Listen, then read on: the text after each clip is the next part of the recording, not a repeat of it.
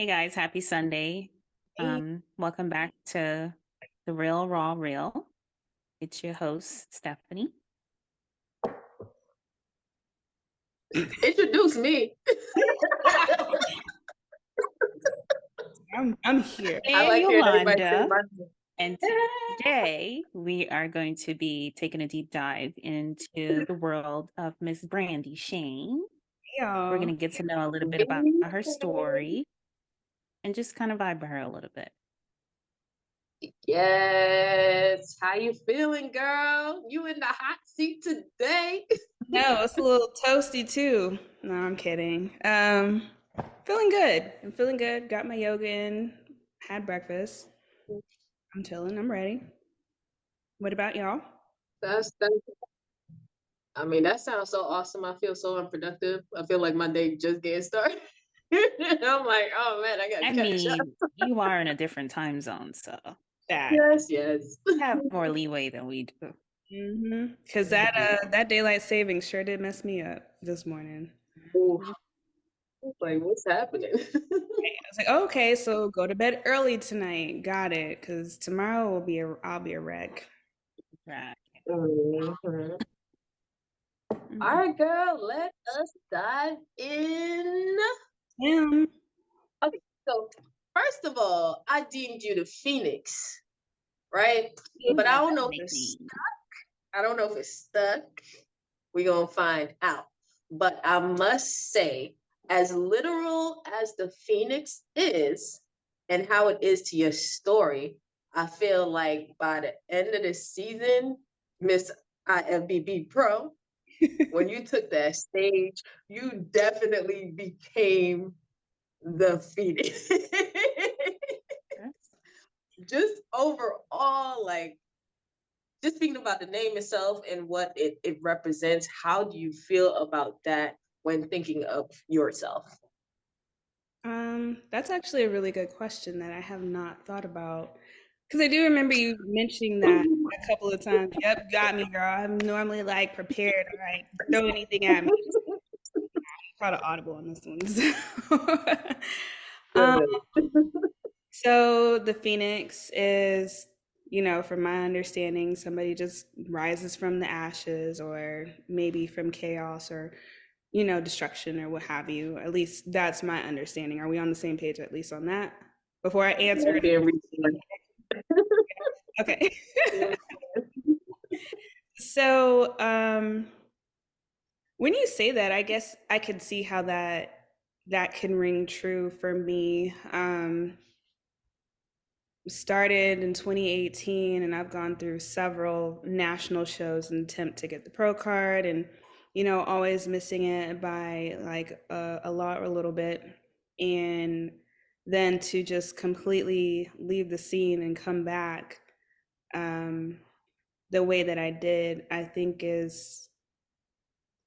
speaks to that. It speaks to the determination of, becoming or, being unstoppable in terms of me to myself, not letting myself get bogged down by the times that it didn't work, but just continuing to be determined to rise above all of the perceived failures, I guess you can say, and rise above the fray.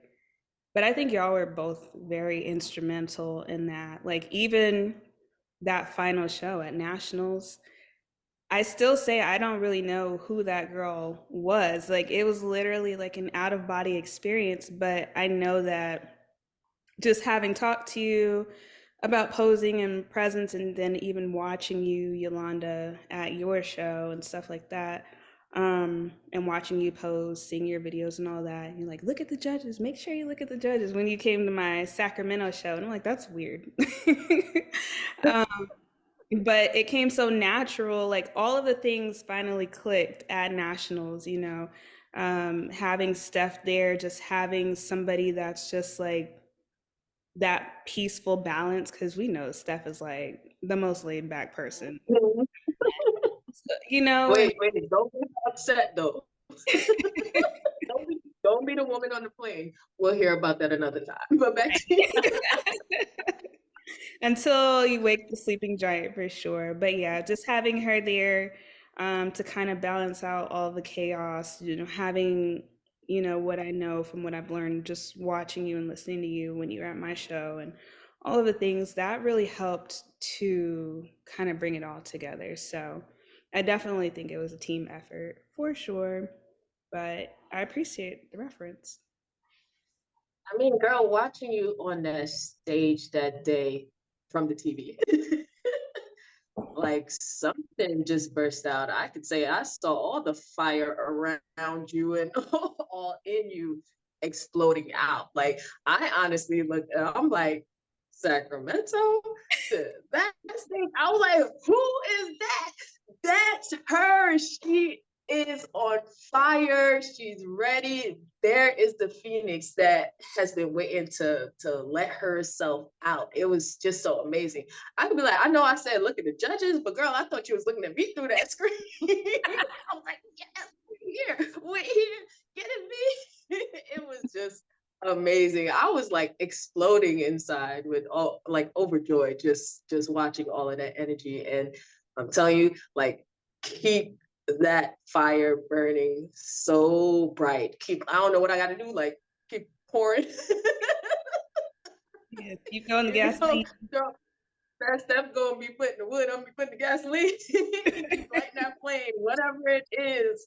Just like going into the future, take all of that with you, keep it, and just keep unfolding into that phoenix for sure. I'm sorry, we started off with a bang. We probably Okay. should dial it back some. We going into the future. We ain't even get from like where you started. It's all good. We're Oh yeah. Yeah, but what's up? So, being the newbie around, Steph has known you for a while. You've known Steph for a while. I feel like I'm literally just learning so many things about you guys. So, in this case, I'm like, where did it really all start for you? Where did it stem from? What even made you want to dive into competing?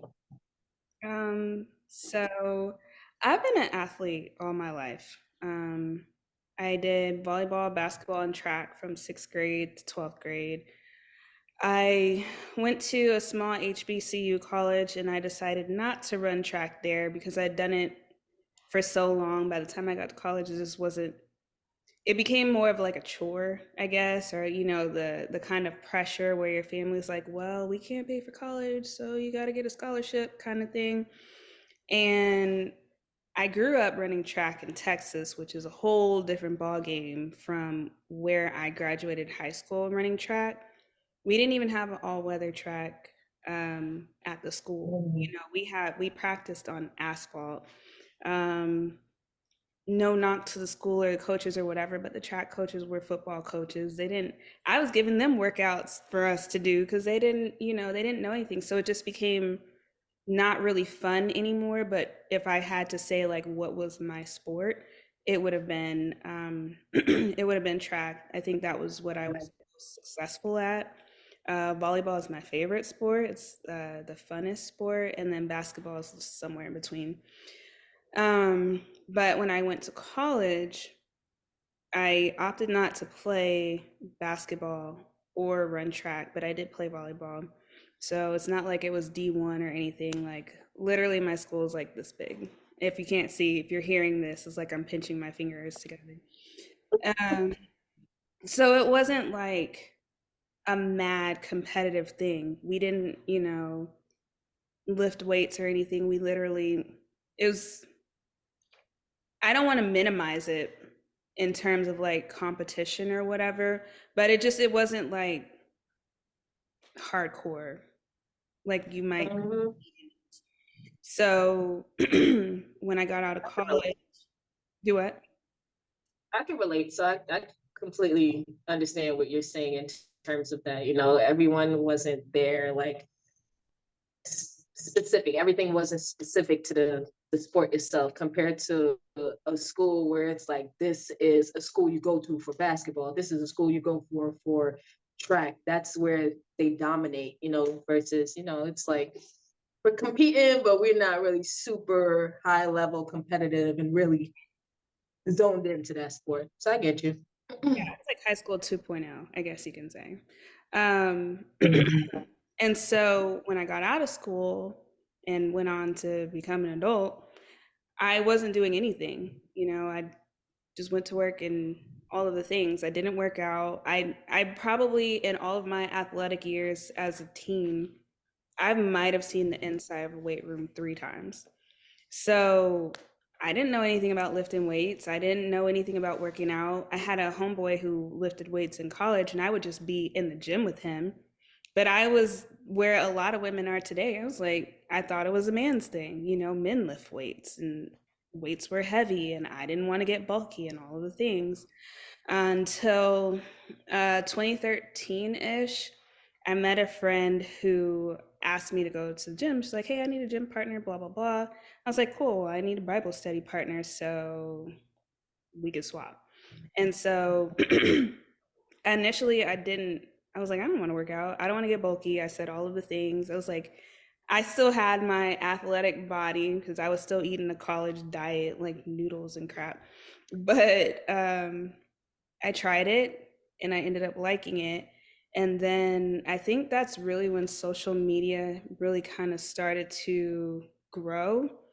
And I saw two different girls. It was a girl named Massey Arias, who she went from being like an influencer to like she's big time influencer now. And then, She got a baby now, just say. She has a baby now, I believe. yeah, she's her daughter's, I don't know what, Yeah, her daughter. 5 or something like that.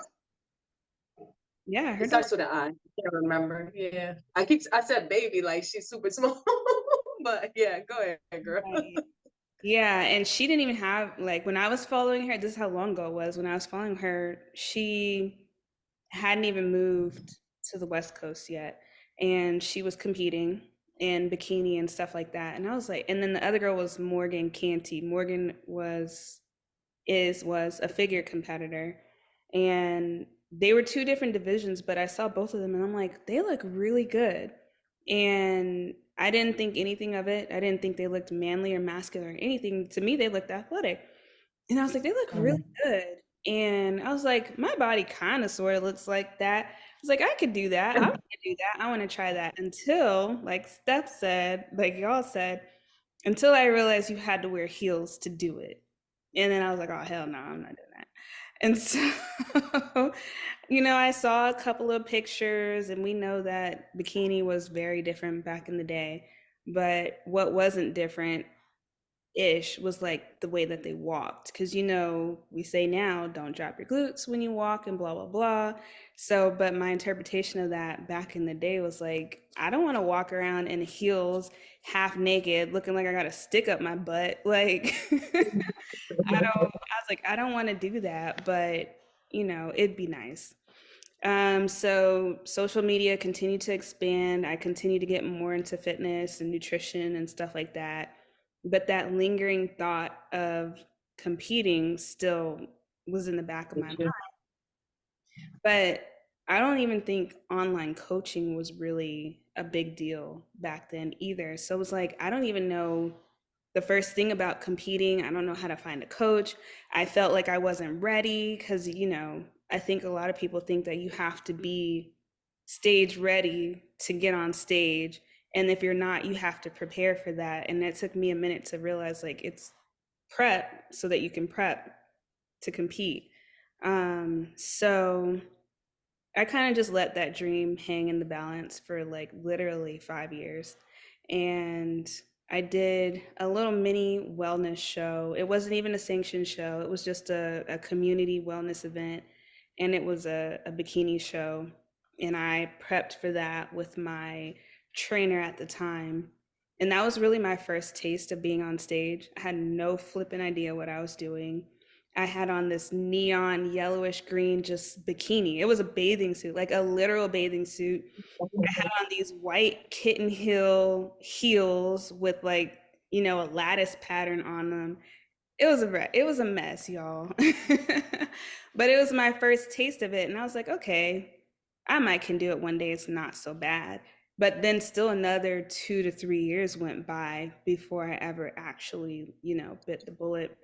And I was in and out of the gym at that point. I wasn't really serious with my lifting, but that it still lingered in the back of my mind, like doing it. So, come 2018, I think a flyer went up in the gym on the base that I was working at in Georgia about a show that the base was doing. Again, it wasn't NPC, it wasn't sanctioned or whatever. And I was like, you know what? I've been wanting to do this for a long time. Let me just, the opportunity is here. Like it's in my face. There's no reason to not do it. So I just kind of jumped in at that point. And at that point, I was learning more about competing. I had heard about a lady in town. She was a local coach or whatever. So I reached out to her, got her, information, and we started working together. I prepaid her up front for prep, which was a lot of money back then. It was like the cost of rent. And she sent me a workout via email. She sent me macros via email. I might have went to one posing session, and that was like the extent of the communication. So I didn't know what macros were. I didn't know how to meet them. I didn't know what drop sets were, but they were in my program. I just didn't recognize it. So my workouts were taking like 3 hours because I didn't know how to do the program. And by the time we were like 3 weeks, no, 5 weeks out, I was like, well, when do I get a suit? I didn't know anything about buying a suit. Shawn talks about that a lot, like when to buy a suit, what colors to get, yada, yada, yada. I had absolutely no clue about any of that. I asked her, never got a response. So I'm like, okay, well, the show's coming up. Let me just find a suit online and buy it. I found this cute little, what I thought was like a tiger zebra suit. It was like orange and yellow and black and, red and just all the things that bikini wouldn't do. And I bought it. And 3 weeks out, I was like, I don't even look like what a competitor looks like, what I think in my mind a competitor looked like. I felt like I still looked real regular. I couldn't see any muscles. Nothing was changing, in my opinion, but I also wasn't doing what I was supposed to do because I didn't know how. And then one of my friends was telling me that he had just joined with a coach and he was liking it and so on and so forth. And I was like, I wonder if he would coach me. I'm this close out. I want to really do the show. I don't want to back out. And so I joined with him. He's like, I think you should just do an NPC show. And I'm like, do you think I'm ready for that? And he's like, well, I wouldn't say it if I didn't think you were. Because, it's still in my mind in 2018, I'm feeling like I have to be ready. I have to look like a competitor to be a competitor. And I decided to do it. It was a little small show in like Aiken, South Carolina. I didn't know anything about hair or having it. So I had my hair, I got a haircut, I got it dyed to match my suit because, again, I didn't know anything. So I had this bright fire red hair with this bright fire red and yellow, and orange suit. And I'm learning as the weekend is going on that, you're probably better off wearing hair because you need hair to win, blah, blah, blah. And I'm a competitor. So, I need to have hair to win. Got it. So the day of the show, we're backstage pumping up, and literally 30 minutes before they call us on stage, my coach and I left the venue to this hair store like 5 minutes around the corner to find a wig and get back to the venue to get on stage. Had never worn a wig before, didn't never practiced posing with a wig before. It was a lot. But needless to say, Did you flip Huh? No, I didn't flip my hair. I didn't know what to do. I I was just saying if you wouldn't.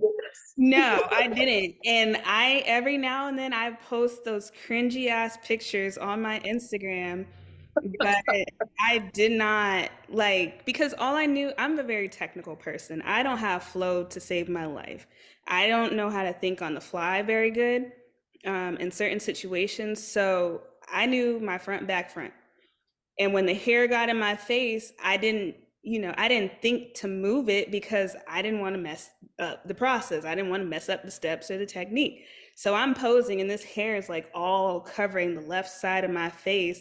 And I'm leaving it there because one, I don't know how to flip my hair like people with hair do. And I didn't know to move it out of my face. So the first stage show shots are cringy AF. But either way, I got bitten by the bug at that point. And I've been rocking and rolling ever since. I think by my second show, the guy that was mentoring my coach at the time was saying that I should go to nationals. I didn't know what a nationals was. I didn't know what a pro card was. I didn't know any of that stuff. And so I'm like, all right, cool, whatever. Let's plan for that because I didn't know what I was getting myself into. And so it kind of just evolved from there. I'll pause there because that was like a lot. Yeah. So when Yeah. did you And just start being the to competitor learn? you are, you're like, I don't know, but let's go. Mm-hmm. When did you start to learn about the whole like actual suit process? Was it from your second coach?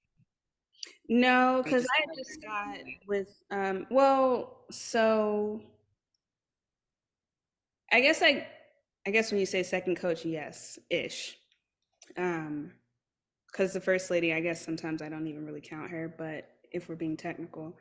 Um the second show that I did, I borrowed one of my teammates' suits. It was like a Kelly Green suit for my second show. I don't know when I learned that I probably shouldn't wear the suit that I was wearing, but I think my coach was like, you already bought the suit, you already paid for it, until you go to nationals, just wear the suit you got. And Okay. I don't know, somewhere in between there, I don't really know how I came to the idea that I needed a different kind of suit. But so she let me borrow her suit for that. And then I met Shawn at the Clash in 2019. So Shawn is Shawn's Couture for anybody who's not familiar with her. I met her at the Clash in March in 2019. And I kind of knew of her a little bit because I was a huge fan of Jasmine. And we know Jazz is sponsored by Shawn. So I was talking to her at the event. She was a vendor at the time there. And we were talking about like suits and picking colors based on like your personality and stuff like that. So that's how I came to get the blue suit from Shawn. And that was my suit until I lost it in the fire.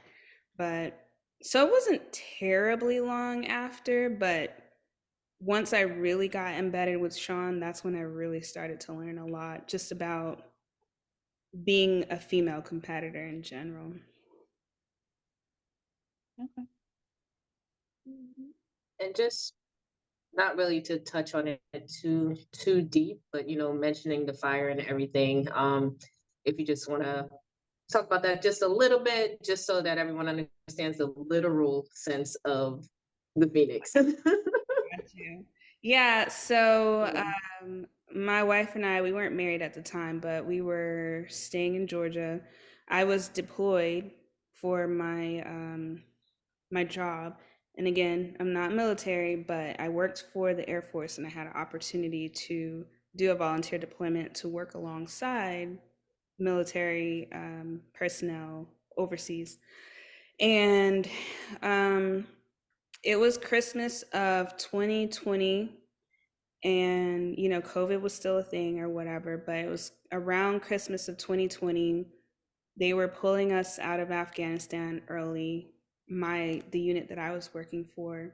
And literally, as we're loading up, heading to the terminal to get on the plane to go to the new country, we're going to Qatar. Danielle calls and tells me that the apartment, she got a phone call that the apartment building that we stayed in caught on fire. She was in Ohio with her parents, so neither one of us were there. To this day, I still don't really even know what happened or how it happened, but the total building was a loss. We lived on the first floor. The total second story was a complete loss. It was completely scorched. So we were, I guess, in some ways lucky enough that our apartment building didn't catch on fire, but it was just damaged and destroyed from the water and putting the fire out. And then on top of that, they wouldn't let us in. So, like, they boarded up the building maybe a few days after the fire happened, and they wouldn't let us in. But I flew home anyway, and they still wouldn't let us in. A whole month had gone by. I think I came home, helped her relocate, and went back before she was ever allowed to even go in to attempt to retrieve anything. And by the time they did let her go in, everything was moldy, like just because it had been so water damaged. So we lost everything by virtue of water damage and mold. Everything was just either still wet or destroyed. I think we were able to recover maybe just a few things that happened to be in like bins and stuff like that. But I mean, she had a whole shoe collection that she lost because all of it was disgusting. All of our clothes, like my first suit, all of my vision boards prior to 2021, all of that stuff water damaged and gone. But start over, rebuild, come back better and stronger. Rise up from Yeah, the ashes. yeah, literally. Yeah, indeed, and that's more than what you did. I'm gonna keep pointing that out. I receive. Yeah, and I mean, you mentioned that you worked for, I guess, the military. I don't want to state that wrong, but you do have background in terms of your family um being in the military, right? Yeah, that's correct. I'm an Air Force brat. So my mom, my grandpa, and my dad all served in the military in the Air Force. Um, had a couple cousins that served in the Air Force as well, and then my wife is now she's in the Army. So I've just been embedded in the military my whole life. Hmm. Had to point that out because I remember when we were talking to Chef Russ and you was going in. I'm like, did I say his name right? Chef Russ, right? Russ. I think so. I hope I didn't mess that. But I remember you going in and talking about that. I was like, hold up, Brandi, you were okay. No. So just putting that out there too. Affiliate. Okay. So, what was your Nice. mindset All right. of So being off stage since for a year? Wait, what can happened? you say that again, Steph? I just didn't hear the question. We were talking at the same time. What was your mindset for being off stage while you were deployed for the whole year before you came back to competing?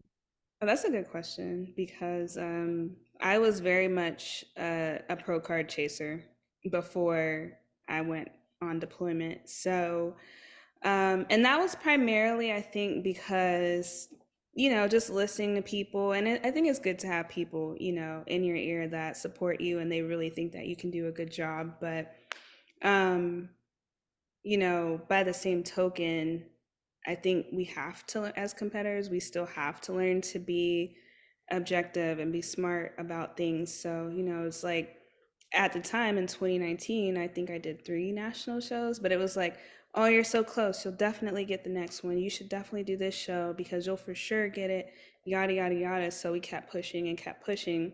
And in 2019, I didn't know as much about um, the health of an athlete for longevity of the sport at the time. So, you know, we were kind of just going, going, going. And I think by the time nationals did hit at the end of the year, my body, in my opinion, wasn't as responsive as it would have needed to be. Um, and I mean, I still got close, but I think I could have done better had I known better at the time. But it is what it is. And then so 2020 happened, COVID happened, the world got twisted upside down. And we still wanted to shoot for that because we were so close, right? And I think mid prep for nationals in 2020, not nationals, North Americans is when I found out about the deployment. So I was kind of like in this conflicted state because I had this opportunity to deploy, which was going to be advantageous to just, myself and my family. And then there's the dream, trying to chase that pro card or whatever and letting this year be the year and all of the things.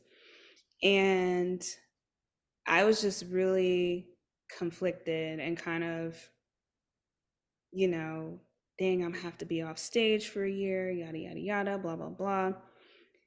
So I continued with the prep anyway, and just to see, and it was a disaster. It was just way too much going on trying to prepare for a deployment and have peak week at the same time because I was literally leaving the next week after USA's. Um, but when I got off stage and I got to Afghanistan, I knew that I still wanted, I still had the dream, I guess you can say, trying to get the pro card. I knew in my mind because I was starting to learn about being a competitor and um, doing things in a healthy way and all of that stuff. I knew it was good to take the time off. And I was happy that it was more of I call it a voluntary, involuntary, forced improvement season. So, because I don't know that if I had stayed, I don't know that I would have taken the actual break that I needed to. I would have still tried to push and push until I probably wrecked myself. So, at that particular point in time, once I got overseas, I had in my mind like I'm still preparing to compete. Like even though I'm in an off season, in my mind I'm still in like a sort of prep because if I waste this time that I'm away, then that's that much more time on the back end that I have to add in to chasing this dream. And so that's kind of when I just started to, I think that's really when my real mindset started to shift in terms of competing and being competitive and stuff like that. Because my biggest driver was like, I don't want to leave here. I don't want to have been gone for a year and come back and look the exact same. And so that was kind of like my driver in terms of continuing to keep myself going and continuing to just work out and do the things that I know to do just based on being, a trainer and a nutrition coach and stuff like that. So I did as much as I could do in terms of knowing that I was getting back on stage the second I was able to get back on stage and I was going after it. I was going after He's the car. about to walk off I the was plane determined. and get on the stage. Yes. The second I get back on stage, the second I get the green light, I'm going for it. And so I wanted to be ready for that. Okay. How was the how do you feel about all of the transitions that happened once you got back and all the things that I would say kind of fell into place? And I'll let you share those things that fell into place as well. Sure. So circling back to before I left for deployment, I it took me a long time to kind of realize this, but I was so gung ho about trying very hard to chase my pro card and have that like uh, heroine story of girl is prepping for a deployment and goes and gets her pro card just before she deploys, and this is the hero story in your mind. Like that's what I wanted to happen. But in doing that, what I didn't really realize at the time was how focused I was on that goal, that I wasn't really focused on my wife, who Danielle was, we weren't married at the time, but we were together.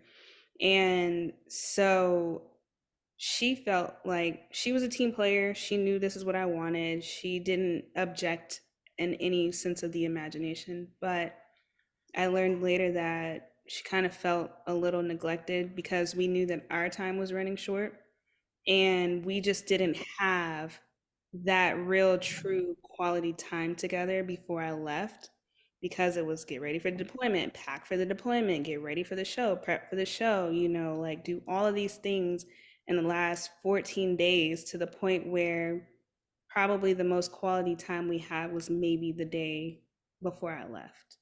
And so I promised her on the back end that when I got back, I would just be back. I would be home. We knew that we were going to be moving. I think we found out early in the spring of 2021 that we were going to be moving to Kansas. So we knew we wanted to buy a house and do all of those things. So there was no way, anyway, that we could reasonably allow me to prep and do all of this transitioning. So I just kind of chalked it up to, at that point, we were married. We got married on Pi Day of 2021. So I just gave her that time back. And I was like, that's cool. I'm cool with that. We can work through this transition. You're getting a new job. I'm getting a new job. We're getting a new dog. We're getting a new house. We're doing all of the adulting things. But come 2022, I'm getting on stage because you said, I said, we said I wasn't competing when I got back until we got settled. So in my mind, I was already ready. I had grappled with changing coaches. And I think I had dealt with that the whole time I was gone, just so conflicted about changing coaches and, having all these like Libra scale type thoughts about leaving versus going and what was better and what wasn't. But when I got back, I knew I wanted to go to CCTS to get myself back on track. I knew I wanted to try my best to get a a Sponsor. sponsorship, yeah, with Paul, because I knew Paul was going back, and every year Paul was doing like a sponsorship, a year sponsorship for the girls that he sponsored and all of the things. So I had it all planned out. I knew exactly how my 2022 was going to go. And we get to CCTS, and I actually got picked up by Jamie Day Bernard. I posed with her when we had like the posing segment where you can go and pose with everybody. And I don't know, she saw something in my 150-pound, 2-year off-season body that she was like, you have a lot of pro potential. And I'm like, girl, where? And and I was like, all right, cool. Thanks. I appreciate it. Blah, blah, blah. We talked a little bit.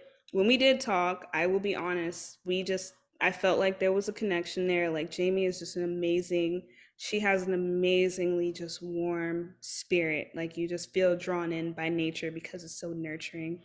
But Every time. yes.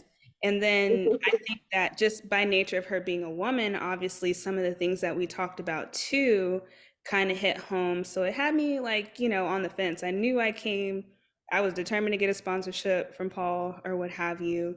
And then come announcement times, I was completely taken aback that Jamie had selected me, because Jamie doesn't pick athletes at CCTS. Her coaches do. So she wasn't even looking to sponsor anybody, but for whatever reason, she saw me and she was like, I want her. I was like, let's do it. Let's rock, And I worked with Jamie for the duration of our sponsorship. And then I moved over to Shelby, and we've been rocking and rolling. And I couldn't have asked for a better year.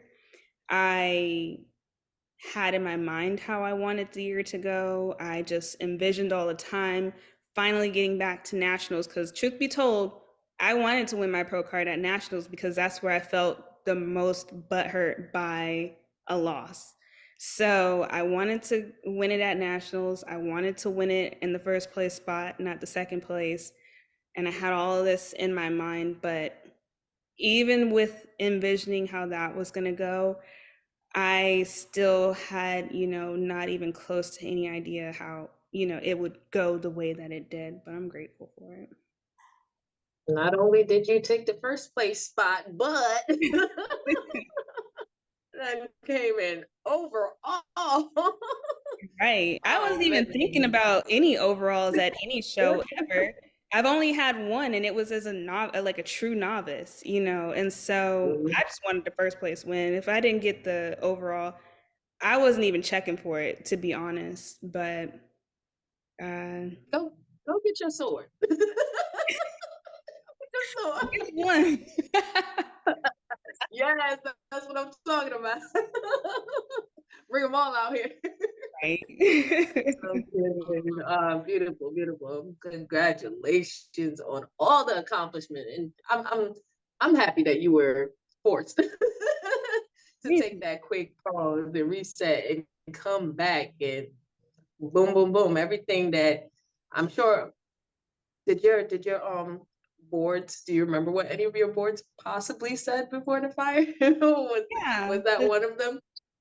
Yeah, actually, because I still have pictures of them. Every now and then I put them up on my on my Instagram. That's where I'm most active. And the I'm recording us, by the way, for my stories. Um, the vision board that was the most specific to that was I had the call out shot of myself, the girl who ended up taking first, and my teammate who took second that year at Nationals in 2019. I had that shot on my vision board. Next to it, I had center box win. I had my pen from CCTS because it was available. It was 111, which I know is like an angel number. So I had that on my vision board, and then I had Pro Card. So I had Pro Card, Center Box Win, I had the National Show, and then I had the 111 all in that bottom corner of my vision board. And that's exactly where I got my Pro Card. And it was a Center Box Win. Yes. And just as a heads up to everybody that's viewing, the reason I asked that question because we're talking to the queen of manifesting. Yes. I'm sorry, you don't understand how many people you've hit this year and how many people really took the time to step back and think about their own personal journey in, competing. And I guess the big question is, do you want to compete or do you want to be a competitor? And I mean, just to point out one of them, Raven. Raven really definitely took that to heart, and I can say I do too, as I can Oh, wait. You muted. it. Me? You're back. Okay, my apologies. My phone started ringing. Oh, it's okay. No worries.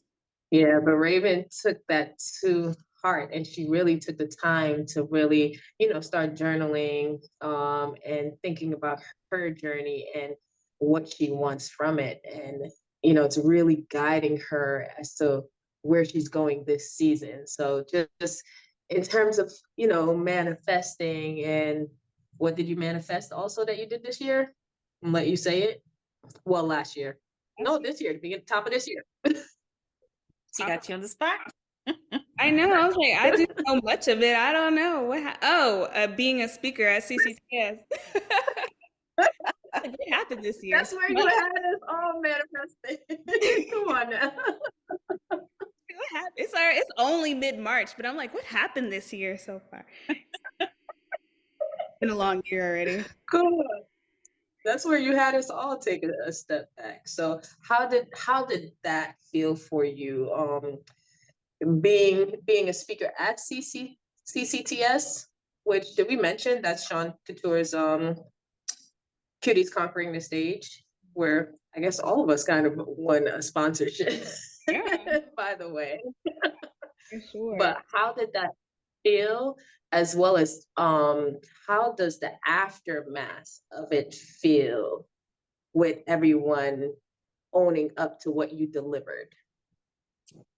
I'll start from the back forward. Like, I think I feel honored, honestly, that my words held some type of meaning or some type of weight to the point where it led to some sort of action, because I think when it comes to just public speaking or speaking overall, it's like, how effective is my speech going to be? Or is it going to be, is it going to be boring? Or is it going to be like one ear and out the other? is it even going to be coherent? Is it going to make sense? You know, those are all the things that I think I had in my mind going into it. And I had even asked Shawn, like, I had an idea whenever she asked me to do it. I kind of had an idea of what I wanted to talk about just because of the way this season unfolded. And I know that I attribute a lot of it to how I operate on a day to day, which is that writing things down, making them visual, you know, manifesting in that way. And I'm just very honored that for the short amount of time that I spoke, and I say short in quotations because for the people listening, I had a 15-minute slot because I was just a surprise guest speaker. I wasn't like a slated speaker. And I think I ended up taking like maybe 25 minutes. So I kind of went over by about 10 minutes. But I was very honored that my message was received in the way that it has been, just in that short amount of time. And I think that what held the most weight in terms of allowing that to happen was showing the proof. You know, I had that. It's in, for anybody listening who's not familiar with me, I have it now posted on my Instagram, somewhere on my feed, the where I wrote in my journal on paper, I will be a speaker at CCTS. And I did that, I think, after watching uh, CCTS live in 2021, because I was deployed at the time, so I couldn't have made it to CCTS. But I was like, I've always been so moved and so inspired by the speakers at CCTS and their journey and stuff like that. And I knew that one day I wanted to be able to come back and do the same thing, to be able to help people behind me in their journey by just showing how I've lived my journey, I guess you can say. So I felt honored that it was received, and that it, you know, it manifested the way that it did so that people can actually see that it can work. And then I always do say, like, yes, write it down, yes, make it visual, yes, envision how it feels to have that, but it never negates doing the actual work or putting the action towards it. So that's, manifesting is a buzzword, you know, it has been for the last couple of years, but it still takes work. It's not magic. It doesn't happen out of thin air. You don't just, you know, put your wish into the air and then poof, wait for it to drop. There's work involved. There's work involved, and I think that's what I wanted, and what I want people to take away from it the most. But it just felt good. You know, it felt good to be able to even be up there and to share my story. And I had a lot more that I had to condense down. But again, I'm honored that it still was received the way that it was received, even within the shorter amount of time. But it felt really good. And I know that I have garnered like a deep love for the sport, and just to be able to bring somebody up, because I know where I started. Like I mentioned in the beginning, I didn't know, you know, my left from my right when it came to competing, from the suit to the hair to the makeup to the posing to choosing a show. I didn't know any of that. So to be able to work my way through that and learn my way through that, it's like I naturally just want to give it back to anybody else who ends up being in that same position. So it was honor. It was an honor. I love it. Got me excited too. I'm like, all right, I got time. I got time. Steph, I got to make sure that I'm not talking over you. Yeah, you're Because I good. know, like, sometimes, like, I try to come in and then you're coming in. So, good. Keep rolling. Yeah, keep rolling. All right. Okay, so we kind of touched on so many things within this current stage that we didn't even touch on the real part of it, which is like real life outside of competing. It's like, what do you do? Yeah. You know, So what are you doing on your daily? So on my daily now, currently I am an investigator. I work for the Department of Labor. I've been doing that since I moved here to Kansas, and basically we just the type of I'm not a I'm not in the police force or anything like that, but I am an enforcement, and we just make sure people get paid correctly, making sure that their employers are paying them the way they're supposed to, if they meet those qualifications. So um, it does take up a lot of brain cells during the day, if you will, because you have to talk to different people, you have to, sift through information, you have to deal with different personalities, you have to be able to look at information on paper and formulate a, a conclusion to a case and things of that nature. But then sometimes too, I actually have to go out into the field, as we call it, and go to these actual establishments and do all of that stuff. Talk to people, talk to employers, talk to employees. Sometimes we're watching, things. And so it's interesting. I think it honestly it adds to just my soft skills anyway, as a coach, as a trainer, as somebody who's just interested in leadership in general. But it pays the bills. Absolutely. Have you like ran into any like challenges when it comes to that aspect? Yeah, for sure. Um, I will say I think my biggest area of improvement overall in life is just time management and executive functioning. So I'm very much a one track minded person, right? In a sense, when it comes to like multitasking. And this job almost requires you to multitask, because you're juggling a few different cases at a time. It's not like I can just work through one case, get it done, move on to the next, get it done, move on to the next. No, I'm dabbling in everything all the time. And so it's being able to have the brain capacity, I guess, to do my job from day to day. And then when I'm in off season, it's not as difficult because I'm eating, I'm drinking, I'm working out, I feel good. But when I'm in prep, and my brain capacity is like on a fourth of a tank, it can be a challenge for sure, because at this point in my life I'm not just allocating mental capacity to work, I'm also allocating it to being the competitor that I want to be. So trying to keep myself accountable and be consistent. I'm also having to be a wife. I'm and a dog mom. I'm also having to be a coach, a trainer. And it's like being able to juggle all of these different things and wear all of these different hats at the appropriate time. In all honesty, some things have to give. Sometimes that means I'm doing my cardio at like 9:30 at night, and I'm having to decide, do I finish my whole cardio or do I get my sleep in, kind of thing. Or making sure that if I know ahead of time that I have to go out into the field, having a meal or something prepared, because that can take all day, especially if I have to drive like hours out of the way. And so, then it's like, well, I want to compete. And we know competing takes a lot out of our time when it comes to other people.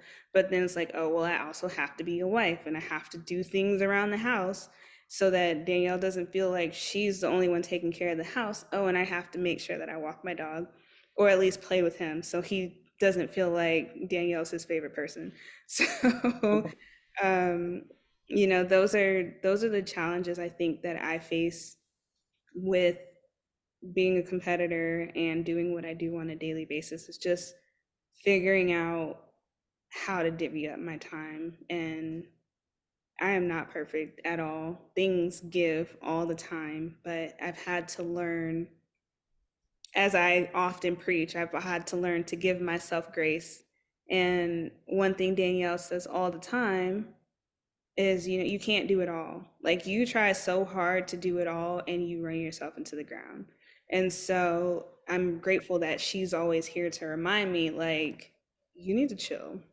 Like, it's not the end of the world if you miss this or miss that, or, you sacrifice a little here or there in whatever area, but like, you're going to drive yourself crazy because you know how you get on prep and you know you freak out about everything. So chill out and figure it out. And I'm happy she's here to tell you that too, or call you right now to let you know since she's not there currently.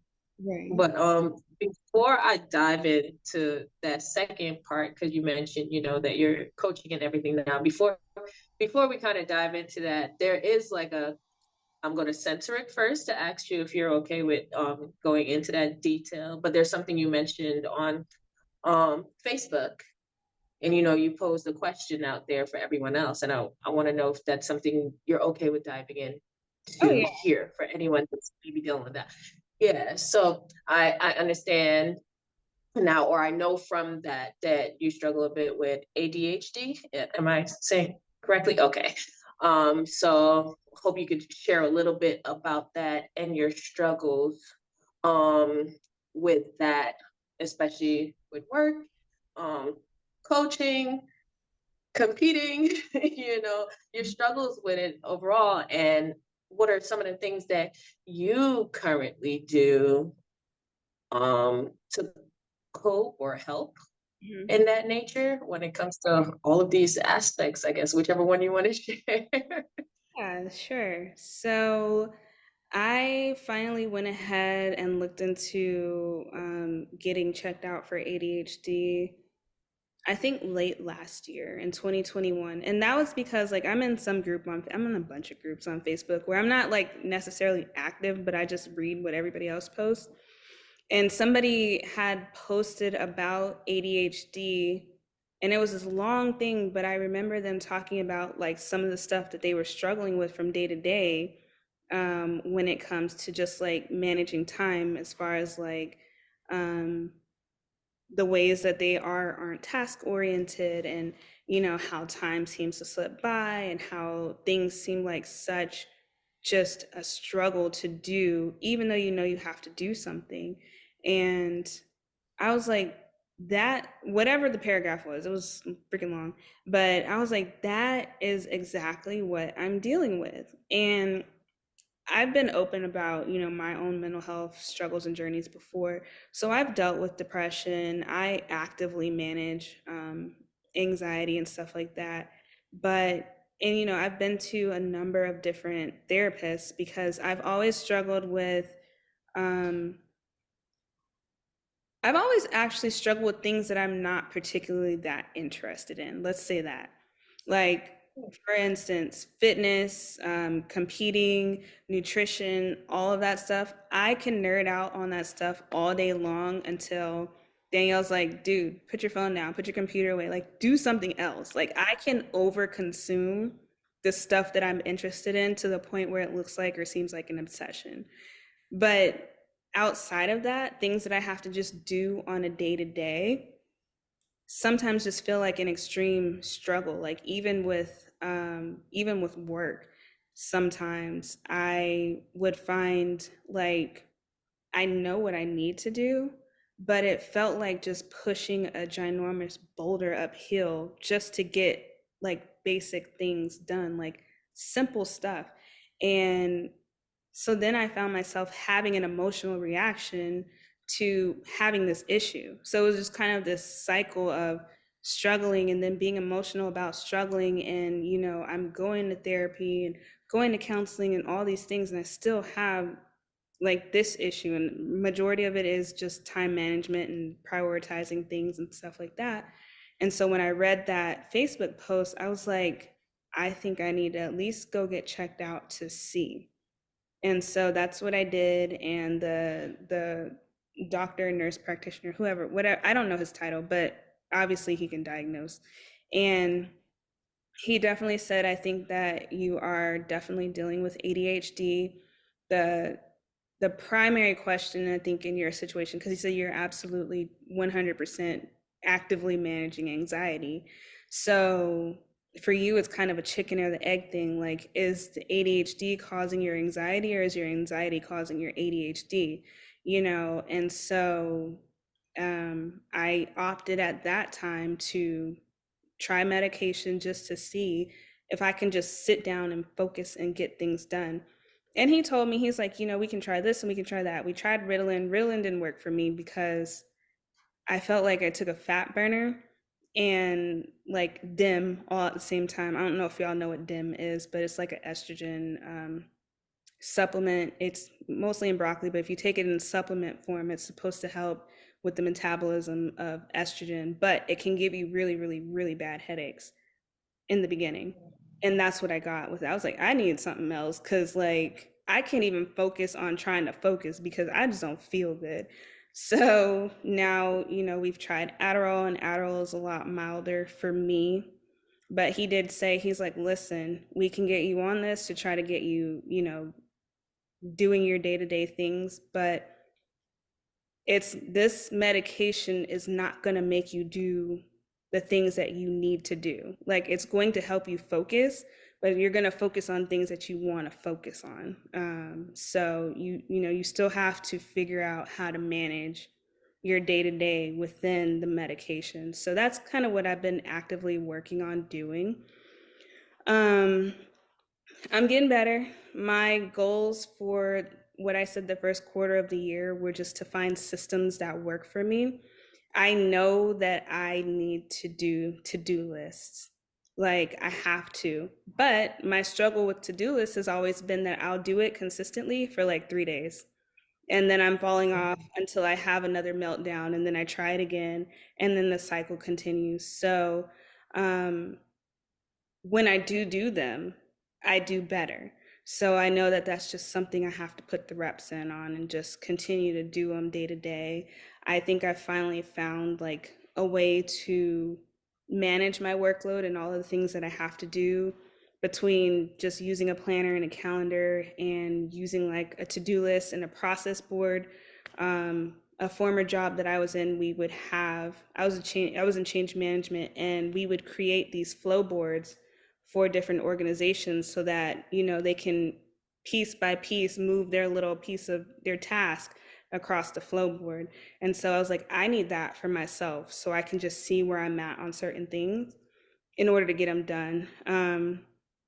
Outside of just work and competing and stuff like that, I think the ADHD has caused some challenges at home, like in the marriage, because Danielle is very much a neat person. She's very much a get it done as soon as it needs to get done person. And I'm it'll get done when all the other things in my mind that are important are done. So to her, from the outside looking in, it looks like I don't care about the stuff here in the house that needs to be done. And so we've had multiple arguments. And, just for the sake of our marriage, I even took her to the appointment where I went to get looked at for the ADHD, just so she can understand, like, I'm not purposely avoiding house stuff. It's just, it's not on my radar. Just by default, my mind doesn't operate like yours. And there's so many other things in my mind that need to get done. And the house stuff, it'll get done just later. So it's just been trying to find little ways here and there to get better. And I'm still work in progress. I'm still, not the best at time management, but the calendars definitely help. Having the alerts on my phone to do certain things definitely help, because I'm very much in my mind, I know what I have to do. But if I don't have it written down, I'm going to forget it at some point. So I'm getting there. I'm working through my lists. I'm working through my flow boards, and we're going to I see. mean, that's great. You're definitely putting the work in. You're finding ways, well, trying out different ways and finding what works for you. So that's definitely great. And hey, now none of us are perfect. We all are a work in progress. So we're just gonna keep progressing, keep chipping along until we get it done, and then we gonna find something else, and then work on that. Yep. All right, girl. Thanks for sharing that. Especially because we don't know who's listening and who, may have that question, or maybe like you just educate me a little bit more. So thank you for that. Um, but just to dive back in a little bit, reverse now back into your reel and your transition into coaching. First of all, I don't even know how long you've been doing that. I thought like this was kind of your first year, like officially like coaching and being with your gym, but how long? I mean, maybe this was something you started before, but with leaving, coming back, let us know. Yeah, so I've been training and or dabbling in training since about 2017, I think, 2017, 2018. Not in any like ginormous uh hustle or side hustle capacity, but I've always been interested in it. And so I finally dove in and started doing like the certification and stuff like that, and training my coworkers and stuff like that, and my coworkers' kids, and just people in general. And so when I moved here, the gym didn't originally have trainers, or at least, not actively that we knew about. And then they started soliciting for trainers in the summer of last year. And so again, it was another one of those situations of, the opportunity is in your face, kind of like what I mentioned with the competing. Like it's literally in your face. This is your sign to take this opportunity. Like don't sit on it, don't talk yourself out of it. Just jump in and do it and go from there. And so that's kind of what I did. I put my name in the hat, and they had seen me there before, because I had already been going to the gym for almost a year at that point. So they'd see me working out. I think they follow me on social media or whatever. So um, they picked me up, they took me on. So now I'm like training in a more official capacity here. I do in person primarily, but I do some online training as well for individuals that do want to work with me. And yeah, it's been a blast. It's been eye-opening, enlightening, inspiring, and more importantly, it just shows me day in and day out, like I know what lights my fire. And it's definitely just coaching and training and just being um a, a leader, or like being along for somebody else's journey and helping them to get where they want to go. So that's like my favorite thing about this. Mhm. Was Danielle a big influence on getting you out of your head and throwing your name throwing your name in? Yeah, actually, in a way, because I didn't see the post where they were looking for trainers. She did, and she sent it to me. So, I talked to her about it, obviously, because like if I become a trainer, this could impact our home life, or blah, how do you feel about that? Yada, yada, yada. And she was very supportive of it.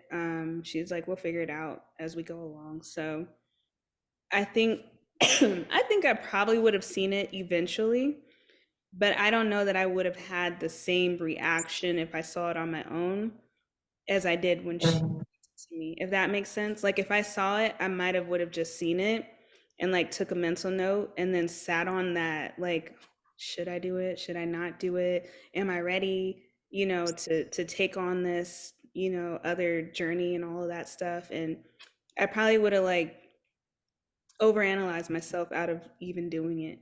So I think that again, I'm such a it's a that's a sign kind of person, that the way that it happened is what was the catalyst to cause me to jump on it. And I think had it happened any other way, like my life would probably be different right now. I get that. You held yourself back a little bit. Go ahead on and give her praises. I do. Live. She's very instrumental in the person that I am continuing to evolve into. Love it, love it.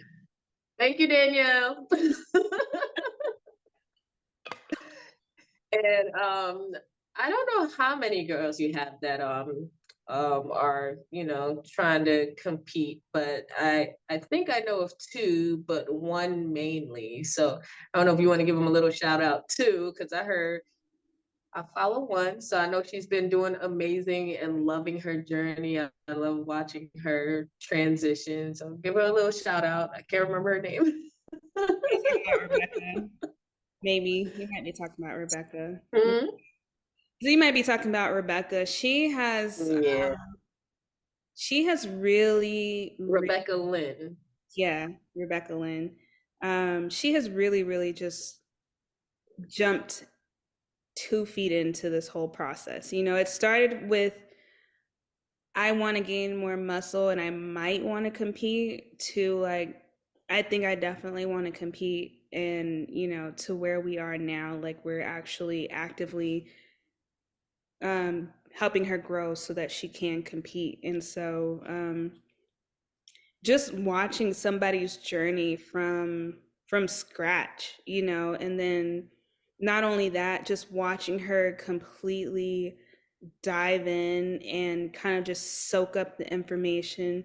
She reminds me a lot of myself in a lot of ways, but in a lot of ways I just admire her as a person, like just her determination, her tenacity, like her drive to do well and to do it in a reasonable amount of time because you know some people they they want to compete and they want to compete like yesterday, you know, and for somebody who's never done it before, I admire that she's okay with growing into who she needs to be competitive on stage. And she's like just really taking the process so literal. And it's just amazing to watch. It's amazing to watch like her body transform the way that it has. And just to see her like I believe by the time she gets on stage, like she's really gonna crush it because she's doing things that I wasn't even doing when I started, like with posing, for instance. Like posing is obviously something she's never done before. And so, and I give all my people who ask me about competing and any of the things, I give them the disclaimer up front. I'm not a posing coach. Like y'all might see me working with people on like my stories or what have you on Instagram. I give people the disclaimer, I'm not a posing coach. Like I need a posing coach myself. So but you know, I pay so much attention to just Shawn, to Jamie. I soak up information anytime Becky Clausen posts anything. So I think I know enough to help people get started with the caveat, you know, when you get a coach, they may tell you to do something different. But I never, you know, sell a dream that, you know, I'm going to be the one to help you with your stage presence to where you just look immaculate. Like, I ain't that person. But she's practicing literally every day. Like, we're not putting her on stage probably until the fall of this year, but she's been practicing every day.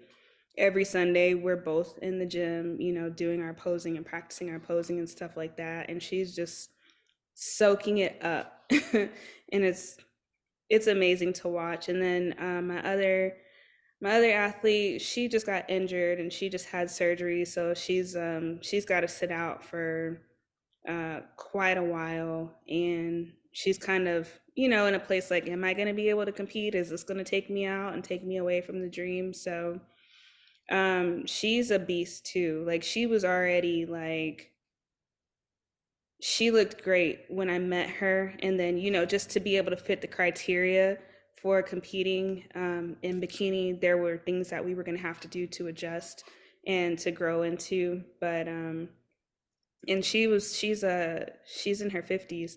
I think she is 50 or 51. Sorry, Rachel. Um, but she inspires me too. You know, she's one of those people, she's going to push her limits. A lot of people are afraid to lift heavy. I'm pretty sure she can outlift me, you know, on a great day, which I'm completely fine with. But to be that age and performing like that, like you are goals, sis. Like I want to be able to move weight like that. Oh, yes. Yeah, I want to be able to Goals. move weight like that when I get in my 50s. So I told her, I was like, let's just take the time to heal and heal properly and not, force feed the healing. Let yourself just heal naturally. And then when the time comes, then we'll decide, can you actually actively, prepare, or is it safe, or is it best for you not to? Because I always tell people I'm always going to err on the side of safety. Like, you don't have to bend over backwards, break your back, or anything for this sport because it's a hobby and it's not going to give you much back except intrinsic motivation and satisfaction. So, they are two amazing, amazing ladies, and I'm just so grateful to be able to um, walk them through or help them through the beginning of their journey. Pretty Nice. Well, awesome. Rachel, you're gonna be great. Health comes first, but you got this, and I'm excited for her journey as well and her working with you. Steph, I think you had something, and I cut you off. No, you're fine. I was just saying that it's great to be a part of someone's journey, but also kind of see how they progress, knowing from what they came from and how you see like that whole mindset and everything just kind of like shift along the way during the journey. Mm-hmm. Yes, super cool. And I'm sure they're seeing it. I hope they're seeing it within themselves as well. Because it's awesome looking from the outside, but I'm sure like seeing it for themselves too is just as impactful. And because I use that word, how do you feel like this part of your journey is going to impact your flow as you dive into what's next? That's a good question. I think I've been doing just a lot of soul searching now that I have, kind of hit the amateur pinnacle, if you will. Like, at first I was just so gung ho trying to get the card. Like, that was my motivating factors, trying to get the pro card. I hadn't really stopped to think about, what was next, except I knew that I was basically starting over in terms of being a small fish in a big pond, if you will. And I was more than ready and willing to, bide my time, so to speak, because I mean that's what they tell you, once you get to that level, now you're competing against like some literal like women beasts out there. And we've seen the Arnold, we've seen Olympia. The girls look good, they look good, and we know that bikini continues to evolve in terms of shape and muscle density and things of that nature. So I didn't have any expectations, but I think that having won my pro card and it being such a highly visible thing, I guess you can say, because of social media, and it was streaming and all of the things, the response to my win, I think, was super overwhelming in a positive way. I just got so many messages of not only congratulations, but I'm so inspired by you and blah blah blah. And it's like, oh, you see me? Like, I social media is just so vast that, we all have our own little corner of social media, and we don't really know like who is actually watching, because some people, they just watch and they may not interact with you, but they see everything that's going on. And so to have just the outpouring of like support and well wishes, and having heard how many people were just like inspired, is like, again, it's truly an honor, I think. And with that, I feel like I have, in a way, I have like a responsibility to continue to be an ambassador of the transition from amateur to pro, you know, because in some way, I mean, I am a baby pro, but in some ways, I still kind of feel like an amateur because I've spent so much time in that status. You know, it's kind of like turning 21 and you have all of the legal authority to do the things, but it's still a little bit surreal that I actually now am able to just go and do these things without permission or without restriction or what have you. It kind of feels like that. I'm like, I don't feel 21 yet, but my driver's license says I'm 21. And it's kind of the same thing. Like, I don't feel like a pro yet in terms of being competitive and having been on stage or whatever, but knowing what is required, I think, in how one should continue to operate and hold themselves to that kind of a standard as a pro. I think I have that responsibility to shed light on it, I think. And so I just always feel like if you know better, you do better. And I've had so many just blunders in my amateur journey, from, you know, not knowing how to eat and do macros to not knowing how to reverse properly or not reversing properly, or, you know, not being completely um, all in or whatever into the process of competing, to now knowing what it's like to actually actively be that person. Um, and I just want to continue to show people that, you know, here's what it takes. Here's what, you know, here's what I recommend or what I encourage. And here's how you can be somewhat successful, if not most successful, in doing those things. Long Mhm. answer. That was great. It was great. And plus, I mean, I've been having a great time watching your reverse and you sharing those, you know, successes of what it should look like. I don't think I've really, well, I haven't been here long.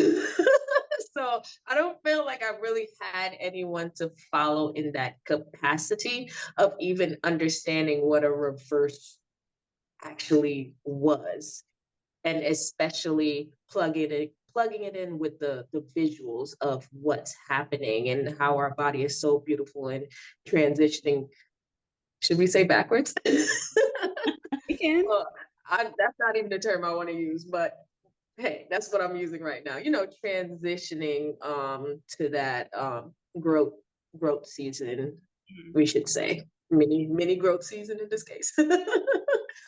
But it was really great, and you sharing that and saying all of that, and you know, being able to see it visually happen with how much of it you're sharing on online on Instagram, I should say. So I mean, I just spoke to someone the other day and I was like, I encourage you to go follow you because of that, like, clarity of it.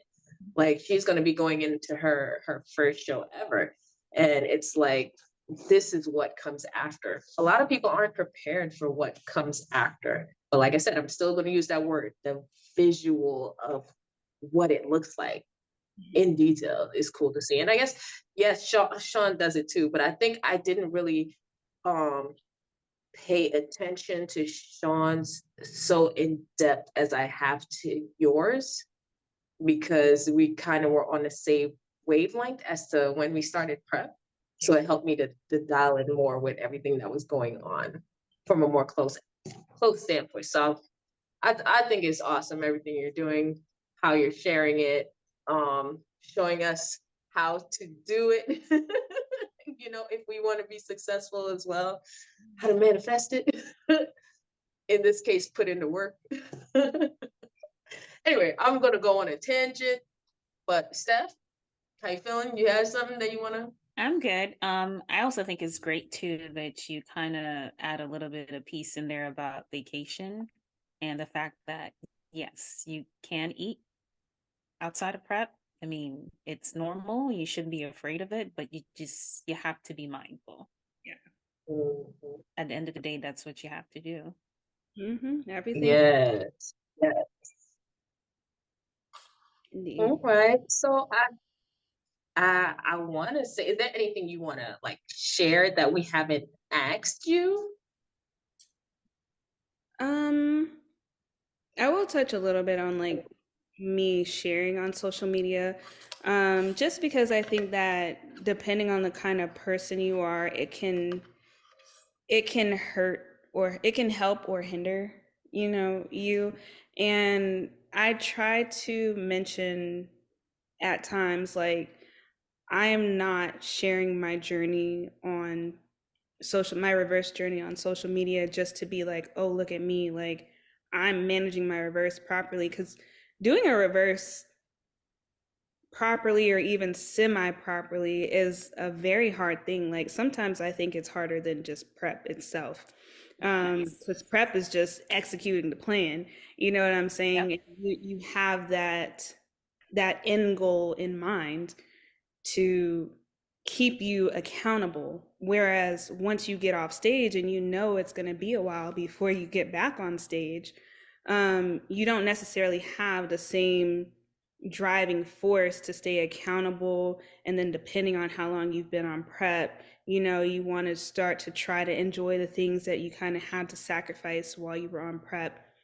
And sometimes that can go out of control. I've been there 2 or 3 or 4 times, by nature of not knowing.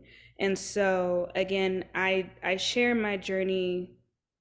One, I got it from Shawn actually, because like I was following hers and I liked them a lot. But she did a live once where she's talking about people keep their journeys, their competitive journeys, so hush hush when, sometimes actually sharing your journey can help somebody.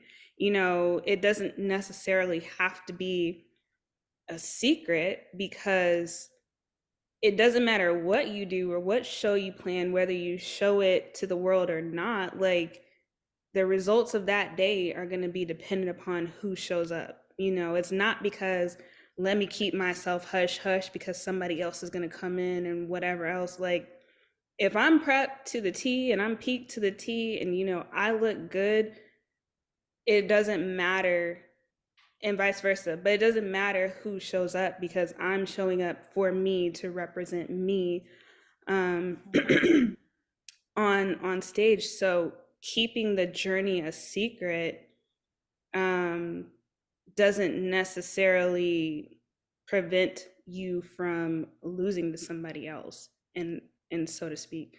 And so, by her, putting that out there and saying, share your journey, be more open with your journey or whatever, that's kind of what encouraged me to do the same.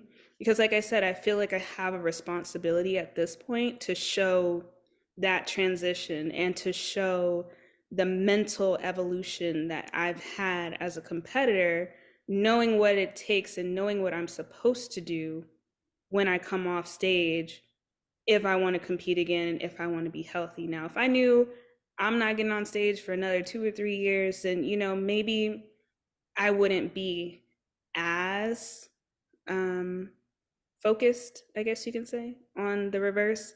But knowing that at some point this year, I do want to do a pro debut, I know that I had a highly visible win just by nature of the nationals and how it was streamed and stuff like that. And two, I have the in my head, it's like I know what I'm supposed to do. I need to do that. And three, I don't want to be the person that wins the overall, becomes pro, and then 4 weeks later, I'm looking like I just finished doing, like a show, an amateur show or whatever. And that's not a knock to anybody that's still at the amateur level, but again, it's like that if you know better, you do better kind of thing. And so I kind of just want to show that side of what that looks like, knowing better and doing better, and what it looks like to actively manage your reverse, what it feels like to actively manage. And I don't do it perfectly. I do think that having been consistent right out the gate, like those first, I don't know, 6 to 8 weeks, did set me up to be able to go on vacation and, be off track and still be okay. And I think that's kind of just the importance of the reverse, right? Is to put yourself or position yourself such that you, when you do decide to do something, it doesn't completely erase anything else that you've already done. So I just want people to understand, like, I share it for that reason. It's not a look at me kind of thing, but just to help and to show what the transition and what that journey looks like. It definitely does help. You said what? No, it definitely does help. You know, like I said, I wasn't even sure I understood reverse. I understood that's what I should be doing, but in terms of knowing, I'm sorry, yes, in terms of like understanding and knowing, like putting that visual to what you share with what I'm learning just made it all make sense and click. And I'm like, oh, shucks, now I get it. It's really cool. It's really cool to see it. So I'm happy that you shared it, and I'm happy that Shawn shares it, and whoever does share it. And yeah, it's cool. I have two parts though, like about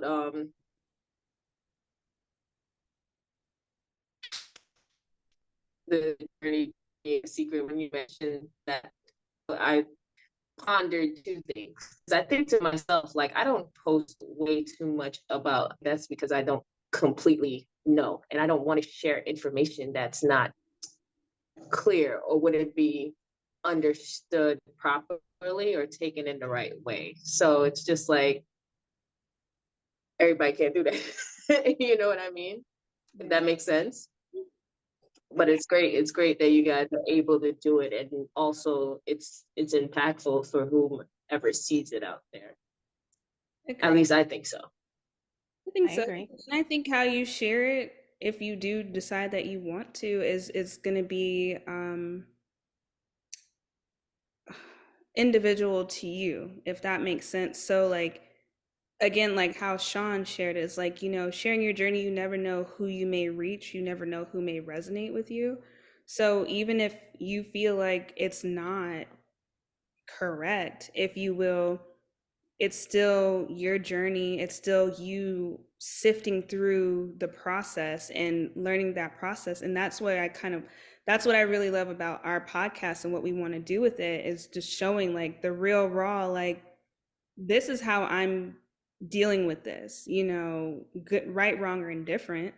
And I think that still resonates with people, because I know there's been plenty of times on my journey where I'm like, I know good and hell well every single body out here is not just hitting their plan to a freaking T. Like, I know good and hell I can't be the Mhm. only one who's missing a meal, or, having to cut out 15 minutes of cardio because I got to go to bed because I work at like 3 in the morning.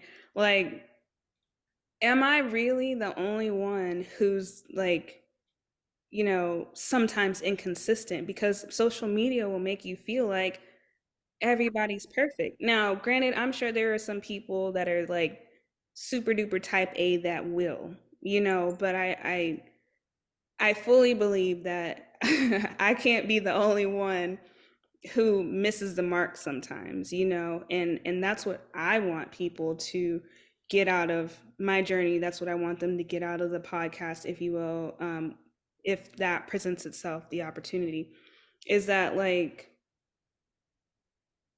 there's some people just aren't perfect, and some people can't execute perfectly, but we do the best we can. And I think as long as you do the absolute best you can with what you have to work with, that will and has to suffice for that time period, or whatever time period that you're in. And so share the stuff, girl. Share it. Listen. On that note, I think we should definitely bring it to our final questions, because I feel like that message right there is going to hit. I already know all the people that it's going to hit and some more. So since we're sharing, So, I have a question for you, and that is, what was the realest or rawest moment or emotion you experienced during your competitive journey? I feel like I've had many, to be honest. I think the moment I mentioned about, and I think maybe I talked about it more at CCTS, but about that 2019 national competition where I was literally holding center, it felt like until the literal last second. And then I got moved out and into third. And that's probably out of all the shows that I've competed at, was probably the most painful loss, if you will. But it was also like the biggest motivating factor for me to get what I wanted. And so I don't think I would have operated the way that I did when I was taking that forced off season if I hadn't experienced that. Outside of that, winning the overall at nationals, I think, and everything that kind of transpired in the couple of weeks after that was a raw moment too, because it was like I cried so much that day, and like I knew what I came there to do. I knew what I came there to get. I went there to get my pro card. I was not thinking about national. I mean, I was not thinking about it overall. And by the time by the time we got to the overall segment, I wasn't even thinking that I was in the running. I'll be completely honest. Like, you know stuff because you were there. I'm Yeah. texting you like, I what did think you eat? that was my rawest moment for you. She was like, "Yeah, I think I got second or third. I don't know. I don't think I got the pro, but I don't think I won." Like, yeah, you did. I didn't. I didn't know where I was spatially on the stage or anything. Like, I knew I wanted to win my pro card. I had hoped. I was like, I went out there to show Sandy, like, you told me to do this. You told me to do this in San Antonio. You told me to do this in Sacramento. You finna see me, Sandy. Like, that was my thought process. But then as after it all played out, like spatially on the stage, I didn't know where I was. So yeah, I texted Steph. I was like, I think I got, I think I got third because I felt like I was in the same spot as where I was in 2019 when I got moved out.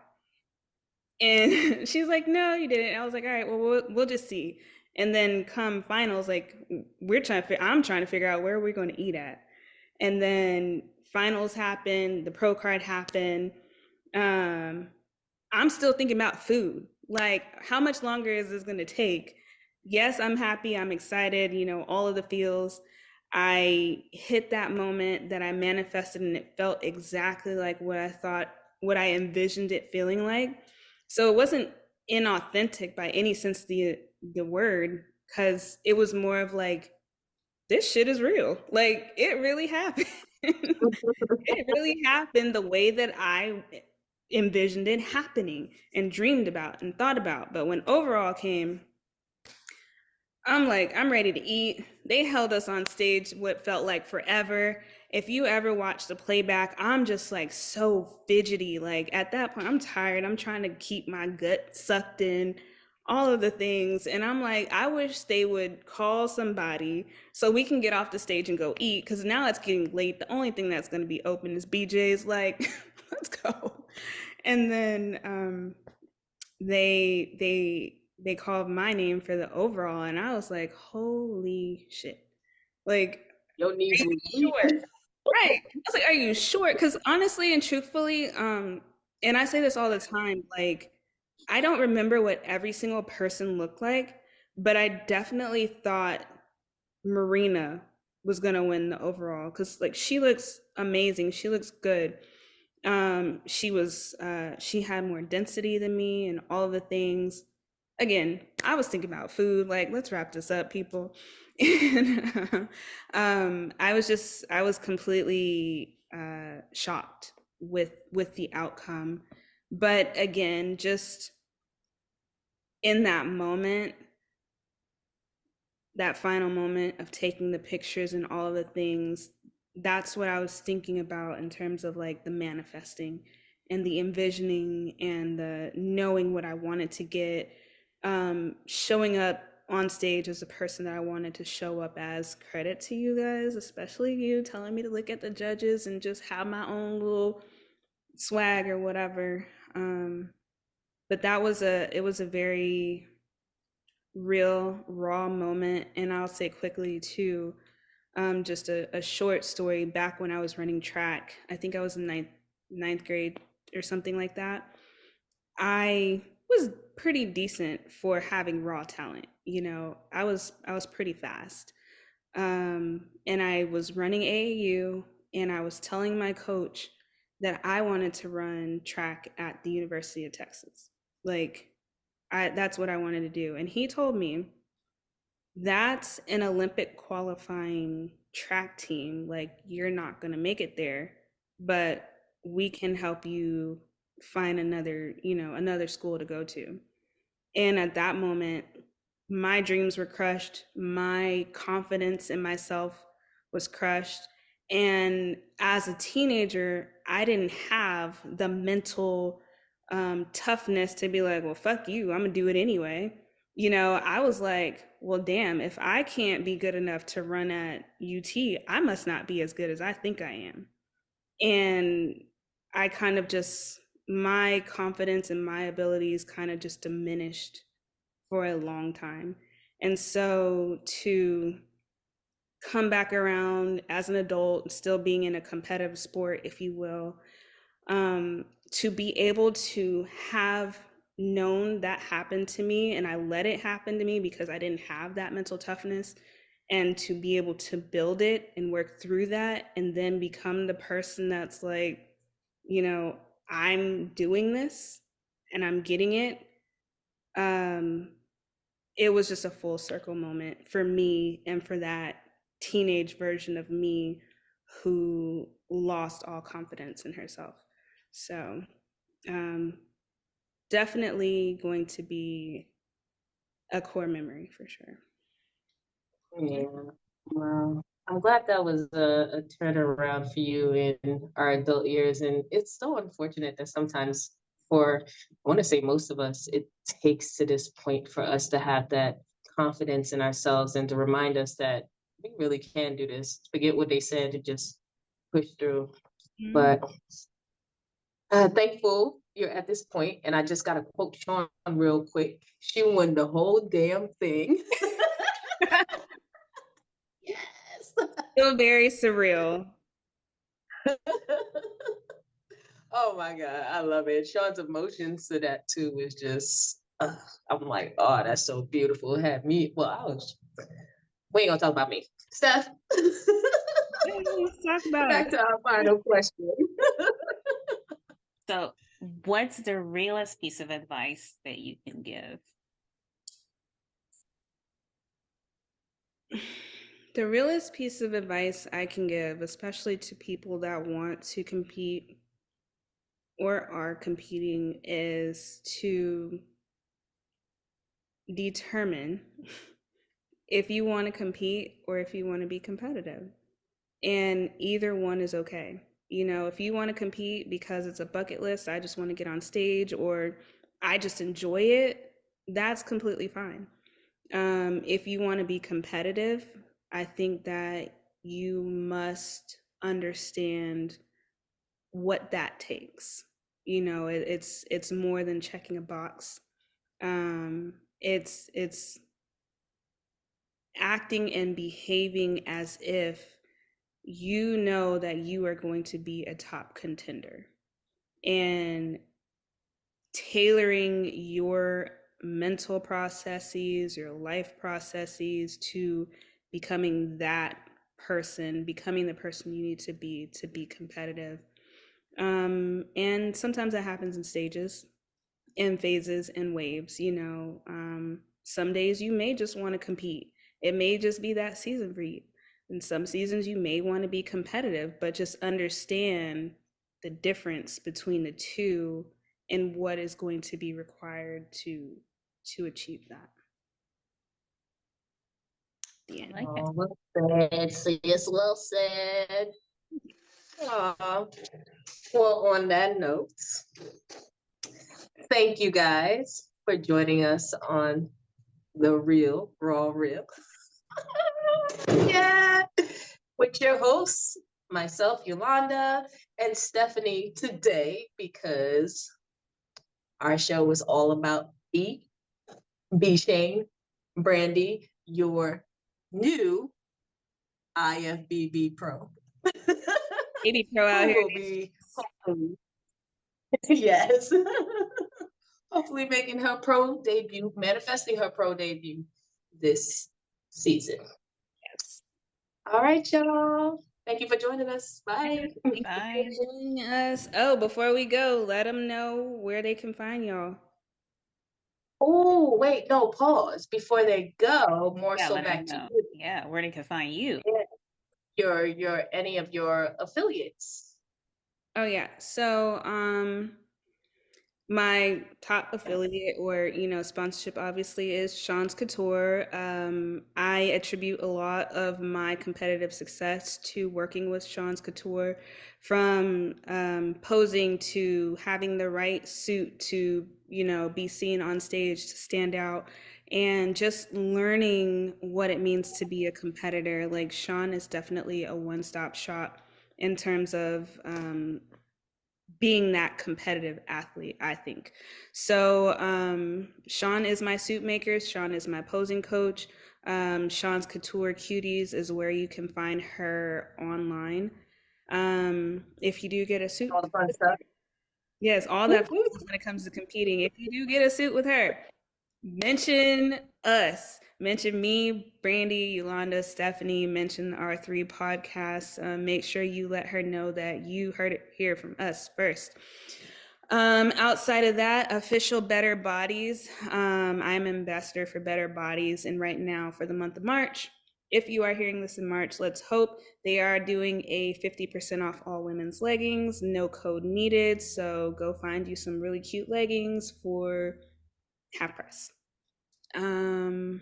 What else? Oh, the Shoe Fairy. I've been rocking the Strappy Olympian 2.0s, and oh my god, I am so happy I did that. So, if you're like me and you need a shorter heel because you're just not a 5-inch heel shorty, go try those Strappy Olympians. You can use my code BShane for 10% off, and I promise you, it's probably the best decision you'll ever make. I think that's it. Agreed. Anything else? Anything else I have? What'd you say? I said Agreed. agreed. Oh.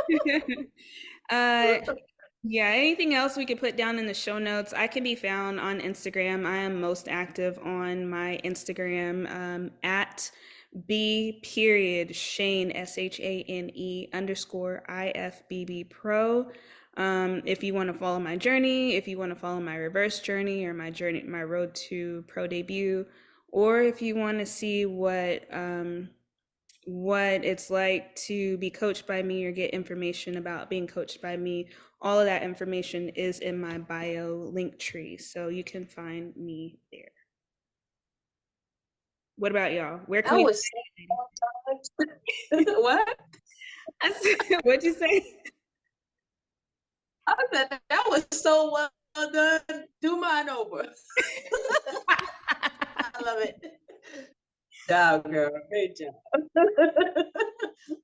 Tell them where we Oh, I did see that you put a Oh post. no. Wait. I'll probably say it wrong. Prosius?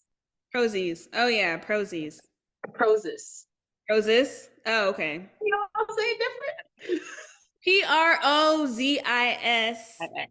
They are However No, you I say. mean that nut butter, that I, white chocolate nut butter. You have to try it. Like, I find myself digging in the jar. I'm not even gonna lie. It's so good. And their clothes are legit. So we'll post all of that stuff in the show notes for you if you're interested. What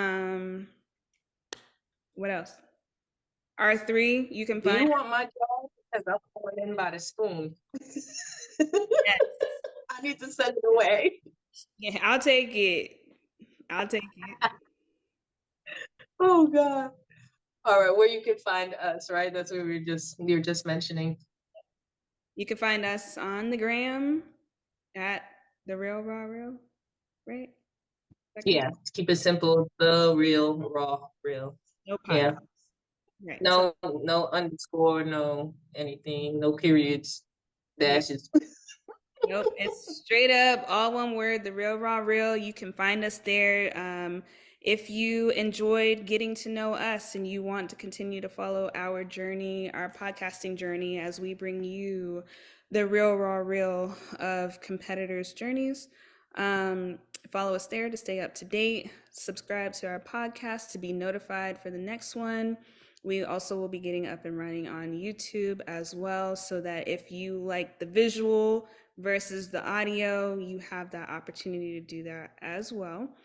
But yeah, keep rocking with us for sure. And U-Landa and Steph are gonna tell us where you can find them too, before we close this out. So you can find me as well on Instagram at GTGal6. No underscore. Yeah. It's GTGYAL6. Yes, our resident. I was just about to tell you how to spell gal. I was gonna ask. So do that again. Do that again. The whole thing. You want me to do it again? GTGyal6. GTGYAL6. Yep. The number, not the word. Good. No. Yes, the number, not the word. Yes. And myself, U-Landa, I am fit with you. I made it a little complicated, so I put FIT, period. WITH, period. And my first initial U. No That's period. it.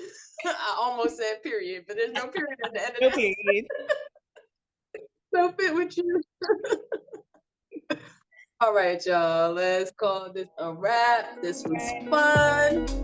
And see y'all later.